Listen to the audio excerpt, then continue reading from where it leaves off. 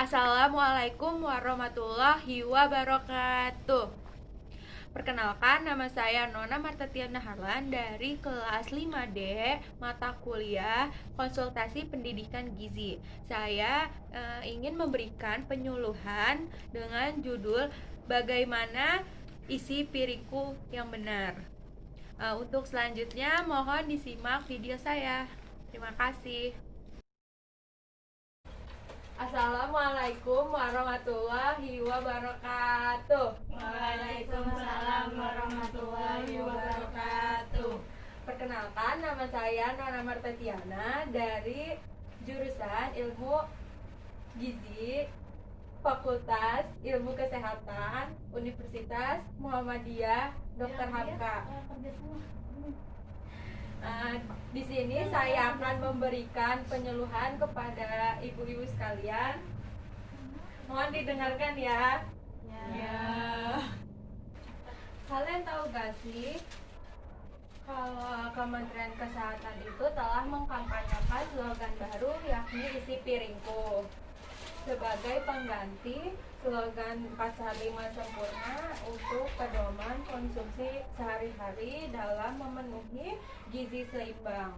Alasan kenapa slogan itu diganti karena 4 sehat 5 sempurna yang dulu dikampanyekan ternyata dianggap tidak sesuai karena pedoman makan yang diberikan malah menjadi tidak sehat jika porsi dan gizinya tidak seimbang.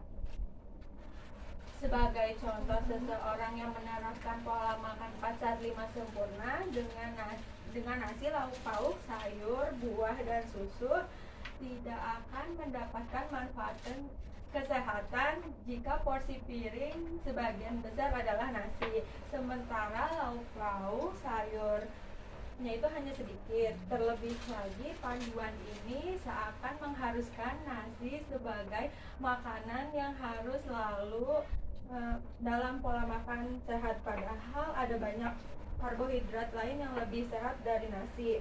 Begitupun dengan keberadaan susu di pedoman 4 sehat 5 sempurna, yang belum tentu semua orang itu cocok dengan susu, terutama yang mengidap intoleransi laktosa. Kampanye tersebut juga menekankan untuk membatasi gula, garam, dan lemak dalam mengkonsumsi makanan sehari-hari. Paling banyak mengkonsumsi gula itu 4 sendok makan per hari, garam 1 sendok teh, dan lemak atau penggunaan minyak goreng maksimal 5 sendok makan. Lain diagram isi piring telah disebutkan, kampanye tersebut juga menekankan 4 hal penting lain, yaitu cuci tangan sebelum makan, aktivitas fisik yang cukup, minum air yang cukup, dan memantau tinggi badan serta berat badan. Aktivitas fisik yang cukup disesuaikan dengan kelompok yang berbeda-beda, mulai dari balita hingga lansia. Pedoman gizi seimbang tidak hanya memberikan panduan terkait makanan, tetapi juga kesehatan secara menyeluruh, terutama bersifat preventif. Pentingnya preventif yakni untuk mencegah timbulnya gizi buruk dan malnutrisi. Dengan adanya program baru ini, diharapkan kita menjadi lebih peduli terhadap kesehatan kita dan keluarga kita. Isi piringku merupakan bagian dari Germas Gerakan Masyarakat Hidup Sehat yang dicetuskan oleh Kementerian Kesehatan Republik Indonesia sebagai pola hidup sehat dengan cara melakukan aktivitas fisik, mengkonsumsi sayur dan buah, tidak merokok, tidak mengkonsumsi alkohol, memeriksa kesehatan tensi secara rutin, membersihkan lingkungan, dan menggunakan jamban. Hal tersebut untuk menanggulangi meningkatnya angka penyakit tidak menular di Indonesia karena terjadinya perubahan pola makan masyarakat yang lebih gemar mengkonsumsi makanan instan dan kurangnya aktivitas fisik. Jadi isi piringku ini merupakan pedoman untuk kita memperoleh gizi yang seimbang. Gizi seimbang adalah susunan pangan sehari-hari yang mengandung zat gizi dalam jenis dan jumlah yang sesuai dengan kebutuhan tubuh. Dengan memperhatikan prinsip keanekaragaman pangan, aktivitas fisik, perilaku hidup bersih, dan memantau berat badan secara teratur dalam rangka mempertahankan berat badan normal untuk mencegah masalah gizi. Pengertian dari isi piringku itu adalah suatu paduan makan sehat yang bisa digunakan untuk sebagai acuan makan sekali makan, meliputi dalam satu piring makan terdapat lauk pauk, buah-buahan, sayuran, dan makanan pokok yang bisa dikonsumsi masyarakat yang ingin menjaga berat badan yang sehat. Isi dari isi piringku, yang pertama ada makanan pokok. Makanan pokok adalah makanan yang paling menjadi gizi dasar. Makanan pokok biasanya tidak menyediakan keseluruhan nutrisi yang dibutuhkan oleh tubuh. Oleh karena itu, biasanya makanan pokok dilengkapi dengan lauk pauk untuk mencukupi kebutuhan nutrisi seseorang dan mencegah kekurangan gizi. Ada ragam pokok sesuai dengan keadaan, tempat, dan budaya, seperti beras, jagung, singkong, ubi talas, sagu, dan produk olahan lain, misalnya seperti roti, pasta, dan mie, dan lain-lain. Yang kedua ada lauk pauk. Lauk pauk ini terdiri dari protein hewani dan protein nabati. Beberapa jenis sumber protein hewani, misalnya seperti daging sapi, daging kambing, unggas, ayam, bebek, ikan, dan makanan laut, serta telur, susu, dan hasil olahan lainnya. Sementara untuk lauk pauk nabati berupa tahu, tempe, dan kacang-kacangan, kacang merah, kacang tanah, kacang hijau, dan lain-lain. Dalam satu piring panduan makan gizi seimbang, disarankan makan lauk hewani sekitar 75 gram ikan kembung, setara dengan 2 potong ayam tanpa kulit ukuran sedang, yang seberat 80 gram. Atau 2 potong daging sapi ukuran sedang yang seberat 70 gram. Untuk protein nabati lainnya bisa digunakan tahu 100 gram atau 2 potong tempe ukuran sedang 50 gram.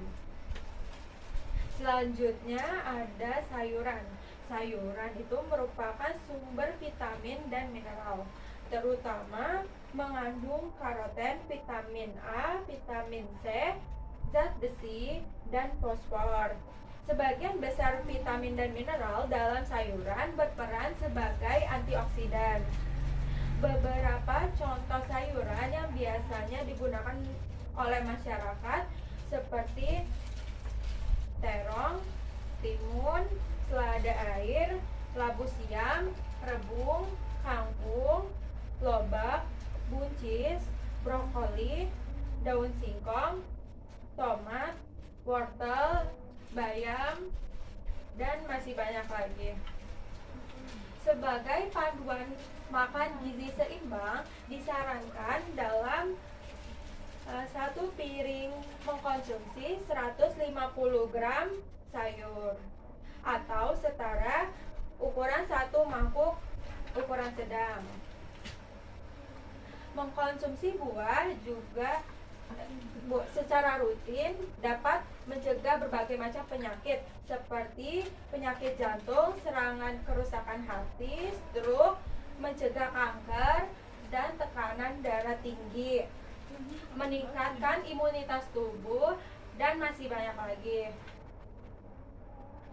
Contoh dari buah-buahan yang umum dikonsumsi oleh masyarakat seperti pisang, melon, semangka, rambutan, salak, pepaya, jambu, mangga, belimbing, apel, jeruk, dan masih banyak lagi.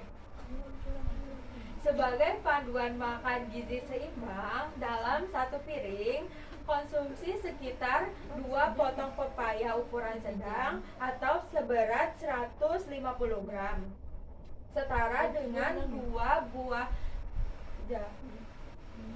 atau seberat 110 gram, atau bisa juga pisang ambon kecil dengan ukuran 50 gram.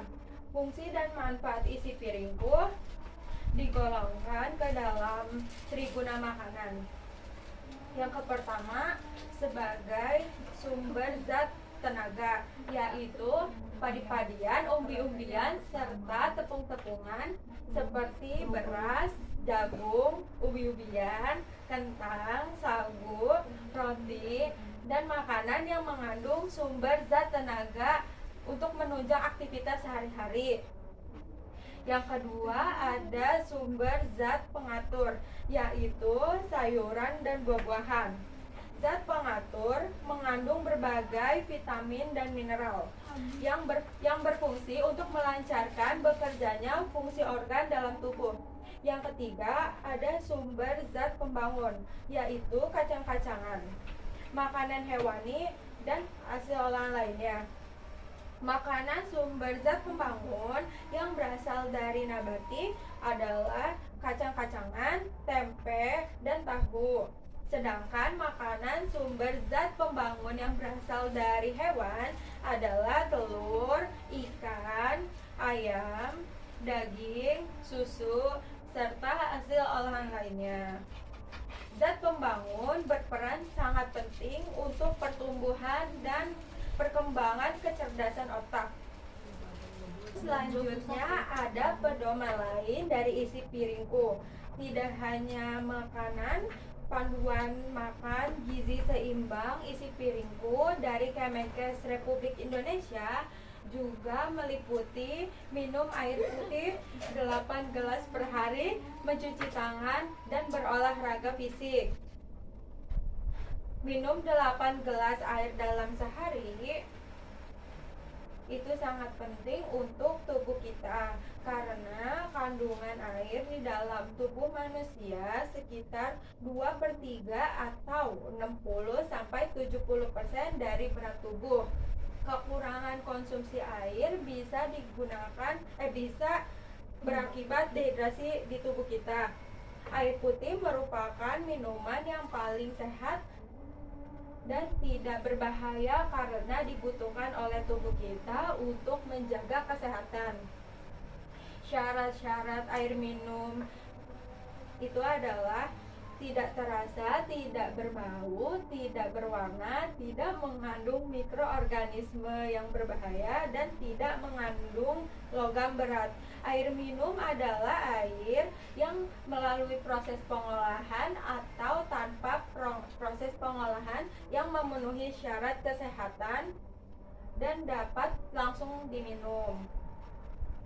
Manfaat minum air 8 gelas sehari dapat memelihara fungsi ginjal, menghindari dehidrasi, mengurangi resiko kanker, memperlancar pencernaan, perawatan kulit, dan dapat mengontrol kalori. Ini ada takaran normal agar tidak kekurangan cairan. Kebutuhan cairan kan berbeda-beda. Pada orang dewasa, mengkonsumsi air putih disarankan yaitu sekitar 8 gelas ukuran 130 ml per hari atau totalnya 2 liter. Selain dari minuman, makanan juga dapat memberikan asupan cairan dalam tubuh sekitar 20%. Cairan dari makanan terutama diperoleh itu dari buah-buahan dan sayuran. Misalnya bayam, semangka yang mengandung 90% air. Untuk mengetahui apakah tubuh kita kekurangan cairan terbilang sangat mudah. tanda awal yang umumnya dirasakan ketika seseorang kekurangan cairan adalah yang merasa haus dan urinnya berwarna lebih gelap dari biasanya. Gejala lain yang mungkin dirasakan ketika tubuh tidak terdehidrasi dengan baik, merasa pusing, sakit kepala, mulut, bibir, dan mata terasa kering, buang air kecil dengan jumlah dan intensitas yang jarang, kurangnya energi, dan kelelahan. Yang tidak kalah penting yang perlu kita ketahui yaitu beberapa kondisi aktivitas khusus yang membuat tubuh menjadi membutuhkan lebih banyak asupan air dibanding dengan biasanya. Antara lain berolahraga secara teratur dan rutin, terus cuaca yang sangat panas, hamil dan menyusui. Wanita hamil juga disarankan mengkonsumsi air putih sekitar 2,4 liter sehari, sedangkan wanita menyusui disarankan mengkonsumsi air sekitar 3,1 liter per hari.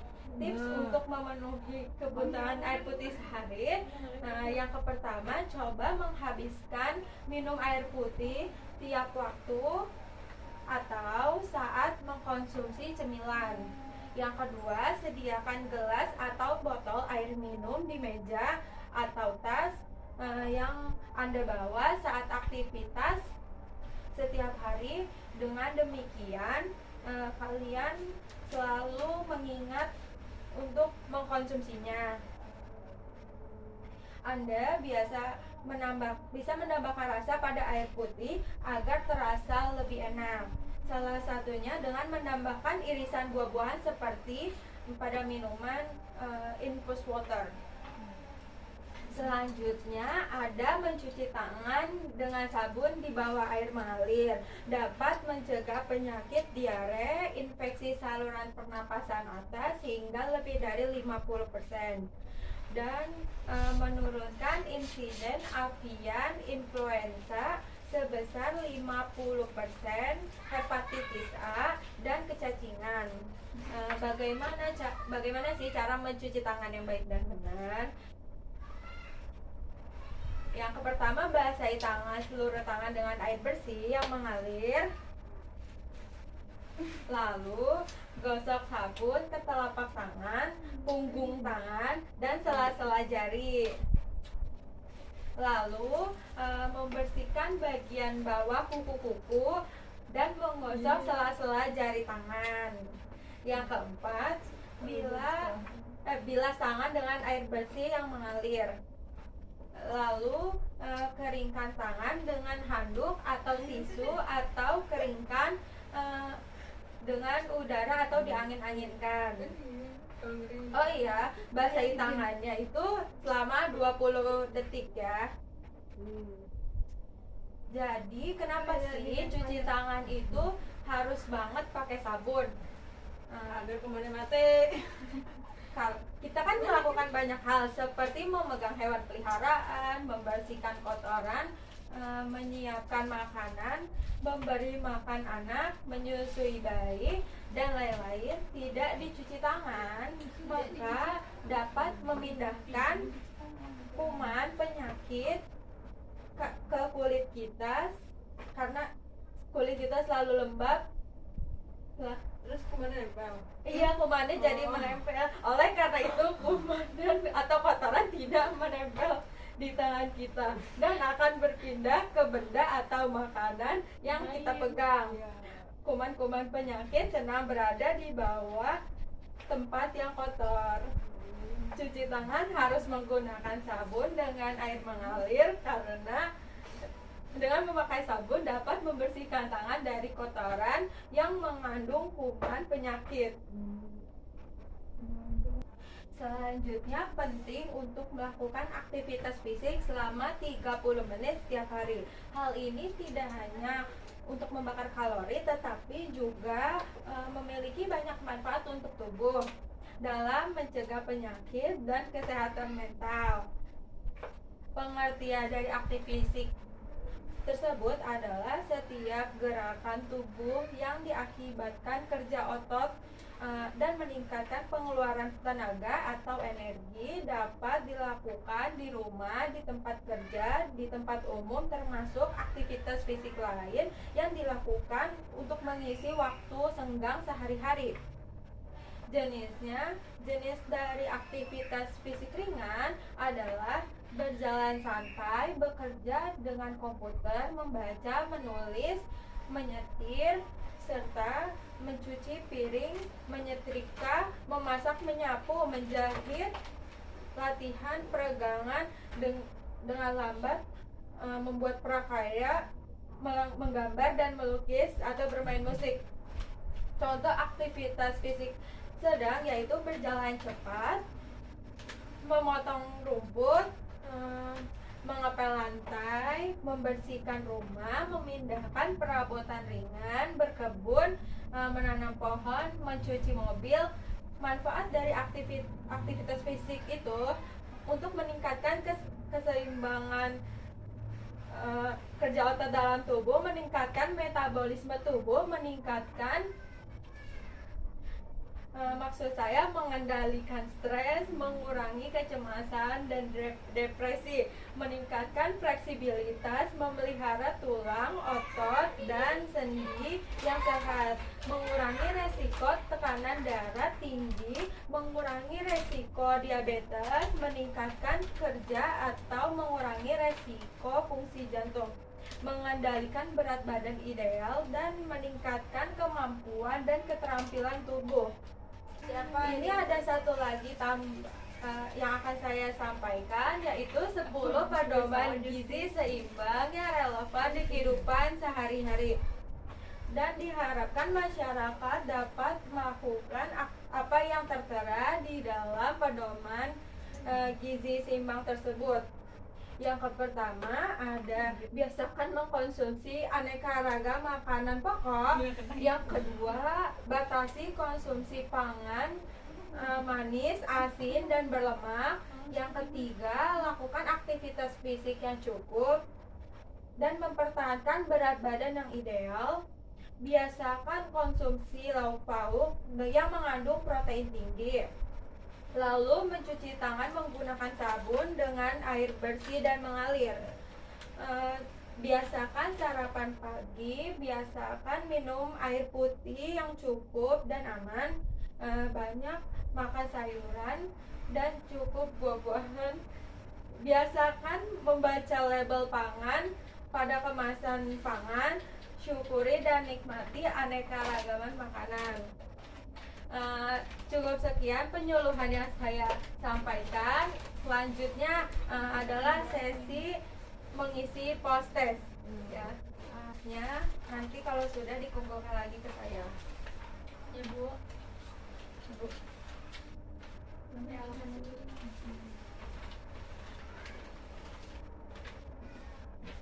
Ini diberi nama. Iya. Hitam. Pekerjaan saya apa ya, Bu? Ibu rumah tangga. Dia Isi ya ibu-ibu. Boleh searching gak sih? Iya kan, makanya dengerin. Lupa gue. Ngomong lu. Ibu-ibu anaknya nyemil. Iya lah. Makanya. Nama gue siapa? Apa saja isi dari isi piringku. Gue kebalik. Jawabannya kok kebalik gimana? Enak banget. Kebun.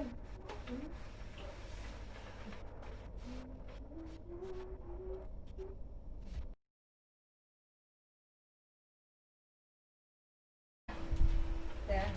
Kamu harus ngapain ya?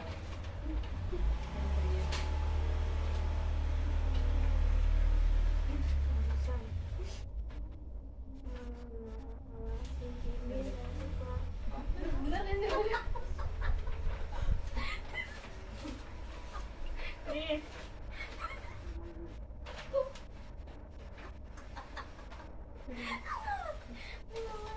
Pinter-pinter ya ibu-ibu ini. Sebelum saya mengakhiri sesi ini, apakah ada yang ingin ditanyakan? Ya. Iya, silakan. Tomat itu buah apa sayur? Tomat itu termasuk ke dalam sayuran ya. Dia itu termasuk golongan sayuran A karena mengandung gizi makronya yang sedikit. Jadi dibutuhkan oleh tubuhnya tidak terlalu banyak. Selanjutnya ada yang ingin ditanyakan lagi dari ibu-ibu lain? Udah.